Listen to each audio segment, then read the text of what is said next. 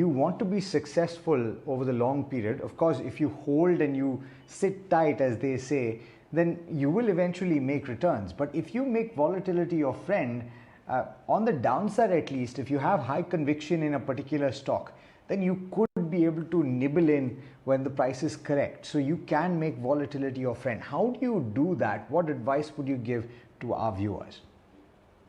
Oh, absolutely, absolutely. Look, I think, Alex, the way to look at it is you got to sell something, you got to buy something, you got to stay away from something, and you got to be reasonably sure that in times of extreme corrections there is good amount of liquidity and you have the right asset allocation.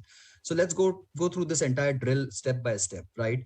So the first critical parameter in absolute volatile times is that you have to trim out stocks which don't fit into your overall objective or scheme of things. Look, you and I and everyone in the market have actually gone ahead, bought some stocks because some uncle of ours in Ahmedabad have told us to buy something, or some friend of ours has given us a tip.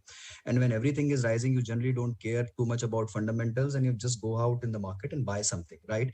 Now is the time that if you have made money on those kind of stocks which are not actually the part of your core portfolio, you just eliminate them, right? If you've made returns on them, great, please do it right away. But if you haven't made returns on these kind of stocks, then all the more reason that if you've not been able to make returns in this kind of a rally, you'll never be able to make returns.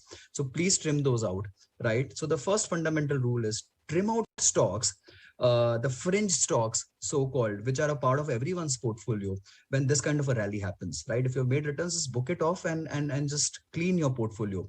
So that to me is the first core fundamental principle of how to handle this overall volatility.